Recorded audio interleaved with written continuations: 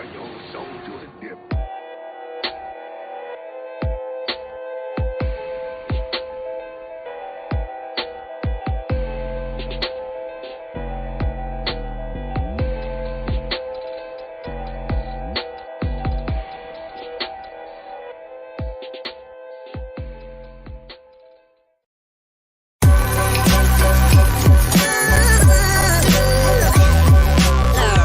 The following is a presentation of the Belly Up Sports Media Network. All right, what is up, fight fans? We are back for a special episode here on Belly Up Sports as we're back with the Fighter Athlete Spotlight. And this afternoon, we are being joined by UFC Middleweight. Your boy, the man, Mr. Eryk Anders. How are we feeling this afternoon, Eryk? What's going on? Yeah. Hey, appreciate it, brother. Thank you. I appreciate it. What's going on, brother? We're doing great. Obviously, Eryk, appreciate your time as always here on Belly Up Sports. Obviously, lots of fun stuff going on in the combat sports world. How excited are you for the announcement that UFC's parent company Endeavor has bought out or is buying out the WWE? Are you excited about that at all? Yeah, I think that's cool. I think that'll open up some avenues because there are some fighters that I think could make their way into that space. So I think you can go from the UFC, like build your brand.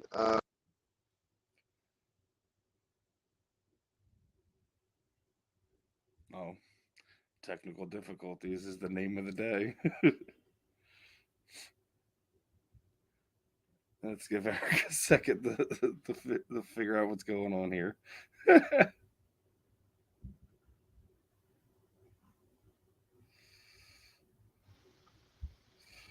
There we go. Sorry. It happens.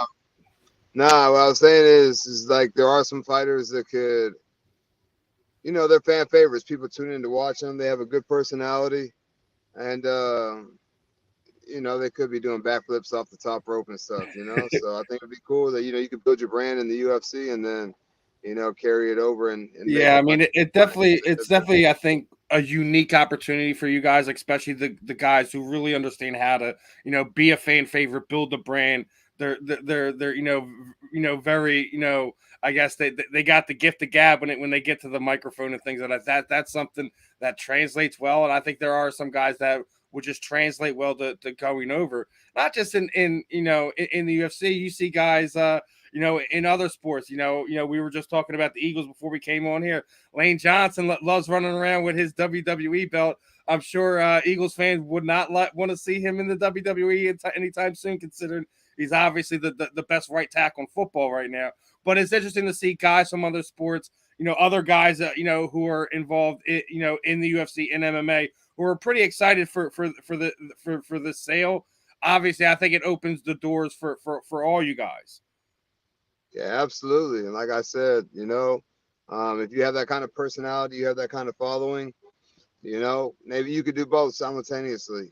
Get on, Monday Night Raw, and then a few months later fight in the UFC. So I don't think we'll see too much the other way around. The wrestlers going to fighting, but I definitely see the avenue for a lot of fighters. You never know. There might be guys who are like, never really had the opportunity. Now I can have the conversation with the boss. Maybe you can work out something.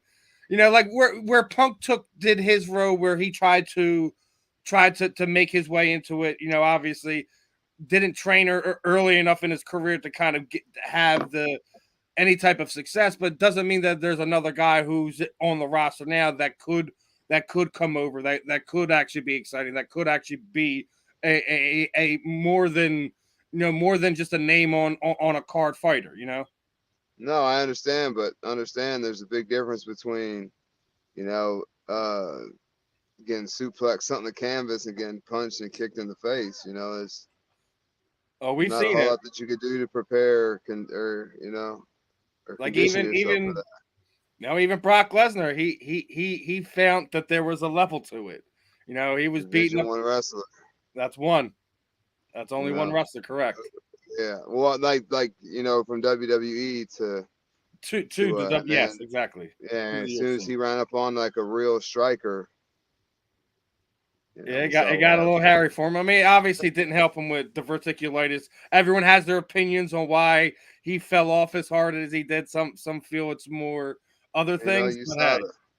I'm sure you saw it had a lot to do with it. A lot of people say that about a handful of guys that are still in there. A lot of people say, but yeah, it's all good. It's whatever. You think the merger is going to make things interesting for the guys on the WWE roster, considering that? Because that's been the long running unspoken thing that steroids does run rampant in wrestling like that. I don't know anything about that space, to be honest. So oh yeah, that's what I'm saying. It's a rumor. We don't. We're not sitting there saying this person is or this person isn't.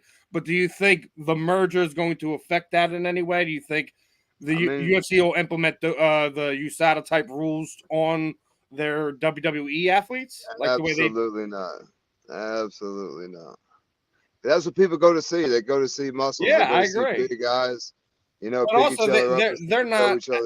But they're not actually fighting with each other. I don't really like what they're doing is more. What I talk about a lot of people is when you got when these athletes have injuries, big injuries, the recovery, things like that. That's a lot of the reasons why you see wrestlers going to steroids, and it's not even really for the look; it's so they can get back in there and perform again. Sure, yeah, the recovery. But it's not an excuse either way when we talk about it. I mean, if I'm not, if I'm doing choreograph, why I can't? I'm not setting records. Like, I'm not hitting a baseball. I'm not setting a record for knockouts or, I'm not, running through and shattering people's face masks. So why not? You're not doing it to get it. As soon as I'm done with the UFC or the UFC is done with me, whichever comes first, I'm for sure not going to be USADA approved. I'm getting on all the recovery stuff. So I get it. You're a guy who's knowledgeable of this. If you were sit there and say this is the one thing why you would say X athlete is using it, it's more for recovery than it is to get the competitive edge, correct? I mean, or do you feel there are people push that line too? Go ahead. For me, like, you cannot run Father Time. Like, I'm not trying to go out there and compete, so why I can't, have my testosterone a little bit higher, why I can't, have a little HGH or, whatever the compound is at the time of, when I do get on whatever I'm going to get on. So, I just trying to fight off Father Time just a little bit. Listen, you guys fight, put your bodies through all kinds of hell. I really think that it should get to the point where when you get to a certain age or a certain amount of testosterone out of your guys' system, like, there should be something in place for you guys for it to within legal amounts to be taken care of. I don't know if I don't know, because the nominal age guys will fight forever. If I am a younger fighter and I recover faster, that's my advantage over an older, more savvy. I have youth on my side. I can take the shot better. I can, whatever. And I'm an older guy, I'll be 36 here in a few days. So, I think in competition, I argue against it. But if you're just, rolling at the gym or, whatever, then go for it, dude. Feel good. So obviously you're not one of these guys who's upset with like what Conor McGregor has done over the last year or so since his injury. Obviously, people can clearly see what's going on there. He's not in the pool right now, and arguably not going to be in the pool for 6 months, and he's probably going to have that 6-month window waived and allowed to fight at some point in time this summer. Are you okay with that? This is the thing. You know what the golden rule is? The one who has the gold makes the rules. So, if any fighter was making the UFC the amount of money that Conor McGregor is making, they would bend and make some rules. And Boots coming off a movie role. If you really think he's using whatever he's using for recovery, you're lying to yourself. He probably wanted to get big and jacked for the movie. So That's what he did. I mean, that's kind of where I was thinking on along him, on the lines too. That guy's making money, you know. So I'm sure, you know, Michael Chandler knows what's up and has accepted that, and the UFC is gonna, you know, compensate him for that. So, yeah. It's definitely going to be an interesting time, an interesting matchup. Who are you more excited to see back? I mean, John Jones just made his comeback. He's in the heavyweight division.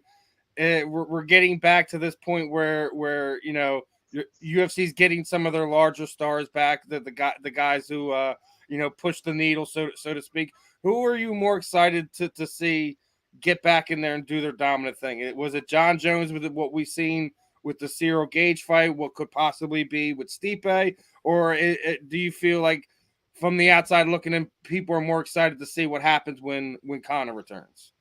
For me, it's John Jones, because you know he's the greatest, he's the GOAT. Can't argue it.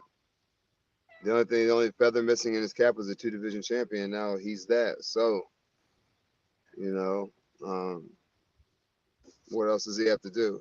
For me, he's undefeated. He's beat the most former champions. Not only did he beat them, he finished a lot of them. You know, so it's hard to argue. I know it is really hard to argue. Like, you know, everyone like we all like to throw in, oh, well, what he's done the last few years. He's done this, he's done that, but it's not really losses. It's him making poor life choices and putting himself in a bad situation. That's fine. I don't necessarily think that what somebody does I agree. Outside of the cage should affect his legacy inside the cage. It's the same conversation we have with Pete Rose. Why is he not in the Hall of Fame? We know he is arguably one of the best purebred baseball hitters of his time, but we want to talk about him betting outside of sports for his team. We're talking about what we just seen what happened with Calvin Ridley. You just suspend the guy for a year for betting for his team to win. In what world do we live in? Betting is almost universally accepted. We're holding Pete Rose out of the Hall of Fame because of nonsense. We're holding John Jones's feet over the fire because that's the only thing you can have over him right now. Inside of the cage, he's been almost perfect in his UFC career. Almost perfect. I mean, I understand, you know, people's argument or whatever, you know, with his character issues and, you know, things he's done, you know, whatever. You may not like the guy, but you got to respect his fight game, you know. So he is. He's up there, man. Don't follow him on Instagram, but, you know, understand he's one of the greatest. Not one other. He is the greatest fighter that we've seen up until this point, and yeah, I mean, and that's also be a while before someone like him comes back around. We also watched Anderson Silva during his run, and I still think what John has done is just Dorset because Anderson didn't fight the level of guys that John did. As much as we love Anderson and things of that nature, his quality of opponent doesn't match John's. John's is way better. John Jones never lost his belt. It was just stripped from him. And then he got it back. And then he got it heavyweight belt. Oh man, it's going to be interesting to see what happens in the next few years. If the UFC runs out of quality guys for him to fight, it's going to be the real question. Well, it is what I'm saying. Like, time waits for no man. You know, I believe John Jones is 33, 35 years old. So eventually, it's going to catch him. Some 25-year-old, some 26-year-old, 27-year-old, maybe 30-year-old. You know, you can't. That's the only person you can't beat, dude. He's undefeated. Yeah, Father Time waits for no man. He takes on all comers. Yeah. He's undefeated too. He's a real GOAT. Yeah, I mean, everyone likes to talk about the Hamill fight, but I mean, he literally beat the brakes off of Matt Hamill. If Matt Hamill didn't dislocate his shoulder, that fight isn't ended. Yeah, not that he got disqualified for the 12-6.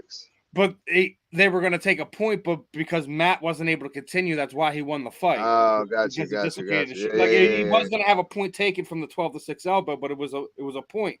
Matt had said, was pointing over his shoulder that he was done. He couldn't continue because he wasn't able to continue, and the fight ended on a point being taken away. He took the loss. Wow, what? I remember that fight like it was yesterday. John was on top of Matt, just raining down punches. Yeah. When John took Matt down, Matt posted his arm up, and that's how he dislocated his shoulder. So he spent the better part of 2.5 minutes on the mat fighting John off with one arm.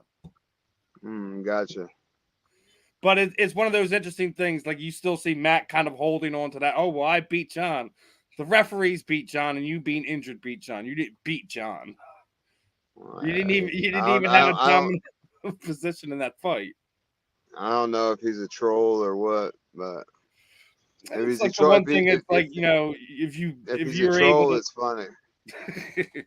if he's being for real, then he need a reality check. No, I don't think he's being for real. It's just like one of those things where he's just kind of living in the moment, Yeah. And it's one of these fun things. Now, you also do a lot of things outside of just MMA. You do a lot of grappling stuff. You compete. You've competed against UFC guys in some of these grappling matches. How far are you going to take this? Is it something you like to just kind of keep everything sharp in between fights? Is doing these grappling super fights, or is it something as you progress on you're going to continue to have some of these fun super fights? Yeah, dude, I'd love to. Growing up, wrestling was my first love, and obviously there's like not a whole lot of wrestling for adults to do, so jiu-jitsu is like just like a natural pipeline for grappling, and I love grappling. I can't fight forever, but I can grapple forever. Now people aren't like punching me in the face and breaking my nose and whatnot, so I could do that forever. So I think that once I'm done fighting, I can continue to do grappling matches and super fights and things like that, and have fun with it. It's one of the things I think one of the fun things that's kind of changed in combat sports over the last 5 years is that you actually have a bigger platform for these grappling super fights, things of that nature, where it wasn't as big as it was. As you're talking about, there is no, after Olympic wrestling, there is no outlet for these wrestlers. A lot of times you see a lot of the wrestlers go to WWE, come to the UFC because there is no competition for them elsewhere. Yeah, sure. So it's definitely fun to see that aspect of combat sports grow and thing of that nature. And you're talking about when you get done, you're definitely not doing things. So I guess we can check off bare knuckle. That's something you're not going to do when you're done. Everything's got a price. I have a price. You have a price. Everybody has a price. Yeah, I got you. They come with a big enough check. Like in a perfect world, when, like I said, when I'm done with the UFC's done with me. I'd like to be done with fighting. However, they're doing the celebrity boxing thing. There's other avenues. There's other, promotions popping up for fighting and boxing and stuff. And, I'm all for it. So like I said, if everybody has a price and the price is right, like the boxing thing is cool, I'll do that. But like bare knuckle, they want to write a check. I'm sorry. Yeah, I don't blame you there. You see how some of those guys are coming out of there. It's not for the faint of heart. Obviously we see BKFC's been pulling in a lot of former UFC fighters. You got Mendez and Alvarez on this upcoming card. So yeah, dude. So they have, they got it. You know what I'm saying? They can afford those guys. They can probably afford me, but I don't. It's not really something I'm looking to do. Oh yeah, it's not something you're looking to chase after, but it's something that if the price is right, the time is right, and everything works out, it's not something you would be opposed to saying no to. So hopefully, you're talking to a pocket fighter, you're talking to a brawler. You know what I mean? I don't know. That shit different. It's definitely different when we're talking, what they do over there in BKFC compared to what you guys do in MMA. What you see just regular boxers doing.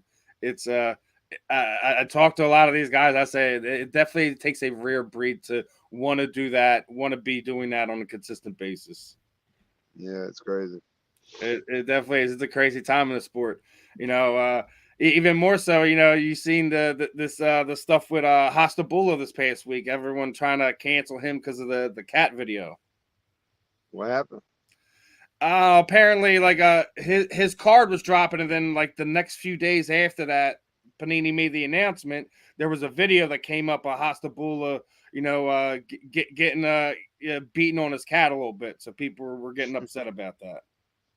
Well, whatever. Yeah, the Russian people aren't worried about that cat, so the money will still flow for Abdullah. it's definitely a weird thing. Like we're in this. I mean, it's not something you should be posting up anyways, but it's like, Like I what? guess He's that whole picking the cat up and like slamming it on the ground, or is he like I slapboxing? mean, not slamming him, like gripping him up by his head, smacking him around, stuff like that. Well, he's about the size of the cat, so it's a fair That's fight. what some people were trying to excuse it. Well, he's like, it's a he's joke. about as It's big a as joke. I'm like, listen, I don't want to hear that, man. I don't condone animal Like, violence. listen, Or whatever, we all know what's right and wrong. Even if the cat made you mad, first and foremost, what made you possess the fact to post it up on YouTube for everyone to consume it? Well, his audience is a lot different too. So like, obviously, yeah, obviously. I mean, hey, Panini's making a card for him, and they're going to be releasing it with their UFC cards this year. So I'm sure he'll be a top seller. All right. It's funny because we're launching our card show launched yesterday. It's one of the things I'm probably going to ask them. What do we feel like that card's going to be worth in a year or two? Is that something that collectors are going to want to grab? If we're doing specialty cards like that, shouldn't we have ones of like Rogan, Karen Bryant, people of that nature? Is Hastabula really going to be a collector's cards in 5 years? I don't know. Yeah, sure. We've seen cards that initially sold. Good for him. Oh, without a doubt, good for him. Without a doubt. Like, you can't, like, listen, don't knock the man's hustle. He turned something out of nothing. Just by, who he befriends, who he knows, and things of that nature, was able to get himself in that position. So props to him. But at the same time, on the collector side of things, the people who are buying this stuff, is that something that's going to be worth something? Like we've also seen over this past football season, the Brock Purdy cards, midway, right towards the end of the football season, we're going $300, $400, $500. Well, after the season ended, do you think they were still fetching that same amount? Nah. But that's how fickle the collector's game is. You don't know what that's going to be in 6 months, what that's going to be in a year. It could be a good investment. It could be a bad investment. Time will tell. Father Time catches us all, like you said, brother. All of them. Now, obviously, you got a few months before this coming fight. How excited are you for this one? Was it June 10th? Yeah, June 10th in Calgary. Man, I'm excited for any fight, man. Especially a guy like him, man. He's not gonna move a whole lot. We'll probably meet in the middle and let him ride. And those are the fights that I like. Those are the fights that people like. So I know Canadians are like super nice and friendly people, but y'all are gonna have to get violent with this one. Hey, man, they really are. Like when I've come across a lot of people, from interviewing, traveling, and things of that nature. Canadian people are just on another level nice, but at the same time, we've also seen how Canadian MMA fighters are. They can be the nicest ones in the world, but once they get in that cage, they can be the devil too. Yeah, sure. It's fun having those parallels. I'm sure being up there in Canada should be another fun fight card for you guys. Is that another thing you guys looking forward to when you take some of these fights? Is being able to go to different locations, like you're going to Canada this time. Maybe next time you might be overseas in the UK or Australia or things of that nature. Is there any place on your, I guess, on your on your passport that you haven't punched yet that you would like to go before your career is over? Man, to be honest, I didn't even know this fight was in Canada. When I signed it, it just said to be determined. So yeah, I had no idea it would be in Canada. It's cool, it's whatever, I don't care. I mean, obviously I'd prefer to fight in America and be the hometown guy, if you will, the home country, but I fought in Canada before. I fought in Toronto. I'm just glad it'll be like summertime, so at least it'll be a little warm. Oh yeah, That so it's not shit freezing when in you're going up Toronto there. was in December, and that was like next level, like ridiculous. So they don't ever bring me back here again, ever. Like if I'm fighting in the wintertime in somewhere not America, please like make it Abu Dhabi or something where it's nice and warm. Yeah, where they don't have winters. Oh man, it's definitely one of the things I always like to ask you guys is that one of those places you guys like to go travel as you take this journey in your career. It's always interesting to see. Like I hear, the one I always hear is Thailand for the Muay Thai fighters. They always want to go to like. That's like the Mecca, So Yep. you understand. Yeah. Thailand, Japan, and Australia are the typical locations I hear from athletes. Really, to fight? Hell no! I don't want to travel that far to go fight. I'll go watch fights that far, but I'm not trying to do all that traveling. Yeah, for your fight, right? You're like, I'll go watch a teammate catch a fight somewhere else. I don't want to do that travel. Yeah. Is that probably the hardest thing is the logistics when you have to go from one fight to another is where you're going, who you're bringing, and how many people you have to bring out. Is that the hardest part of it? Nah, the hardest part is like the travel. Like you go there, everybody shits on you, everybody hates you. Even if they like you, like when I fight in Brazil, like Brazilian fans like me, they fuck with me. So I speak Portuguese, yeah, so they like me. But for about 15 minutes, they hate my fucking guts. They hate me. When you get in that cage, right? Yeah, You're fighting their countrymen. You're the most hated person in the world for that 15 minutes. Yeah. But then after that, it's love, peace, and hair grease. They're bringing me food and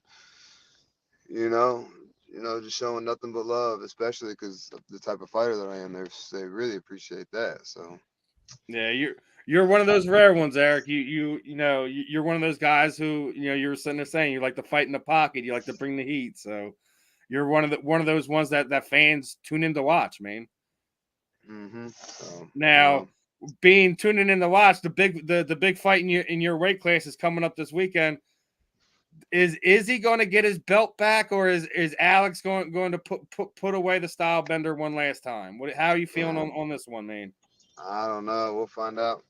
Only time will tell. I ain't got. Yeah, I'm at a coin toss for this one. There's so many different variables. Like the third fight, you can pretty much throw everything out of the previous two out the window, right?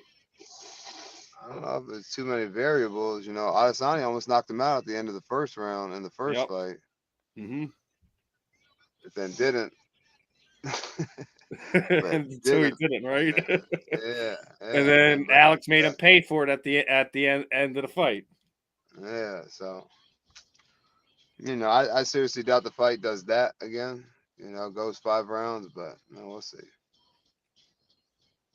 Belts have been changing hands a lot. We just seen Valentina lose her belt this past year. We seen Amanda Nunes lose her belt. Are we getting to the point where some of these title holders are going to start losing some of that magic that they had? Like as we were talking, Father Time catches up, things of that nature. Are we going to see more titles change hands this year? Do you feel? Oh man, that, and I think like the level of competition is also getting a lot better. So it's going to be harder to stay at the top, because it's one of the things. Level is the skill, the difference in skill level is getting smaller and smaller with time. Yeah, it's one of the things as the sport has continued to grow over the last 4 or 5 years or so. The skill competition level has gotten so much closer. And, we talk about variables and things of that nature. It's one of the fun things to kind of watch MMA combat sports grow as a whole, where you don't see where there's those easy divisions where you could put a fighter in less than 2 years, they could become a champion. That was probably what we've seen before before Zuffa sold the UFC and the Magic Company, and now it's so much closer than what it was 5-10 years ago. It's probably the biggest thing I think to talk about is the level of competition that has come in over the last 5 years. Yeah, well, I think Adesanya did it. I think in like 4 fights, he was the champion. So it's not out of the question, but how long these guys are going to stay at the top, I think, is the main thing that's going to change because you have to show up every time. You can't have an off night. Like that guy's right on your haunches. He's right behind you. So if you have an off night, sometimes willing your way back into the fight and winning the fight, like John Jones has done several times, like Alexander Gustafsson fight, the first one. Fight. Maybe we don't see that happen too much anymore. You see a guy get ahead and stay ahead, but I don't know. I think the will to win will always play a factor, but I agree. I think the will to win will always kind of outplay, sheer talent at times. At times, it's very careful we say that because there is times where it's just that person's the better fighter, the better man that night. It happens, Yeah, sure. But as we get ready to wrap things up with you, Eryk, I don't want to keep you too long. I'm going to try to keep you around that 30-minute mark. Throw the proverbial microphone over you. Any you would like to thank, training partners, teammates, shoot out the social media sites, any you're working with outside of combat sports you want to let the people at home know about, the time is yours, my friend. Yeah, man, you guys just everybody I come in contact with, man, thank you, for the love, support, energy, all that good stuff. You get out there, follow me, Instagram at Eryk Anders, keep it simple, keep it plain, y'all holler at me. Well, we always appreciate your time here at Belly Up Sports.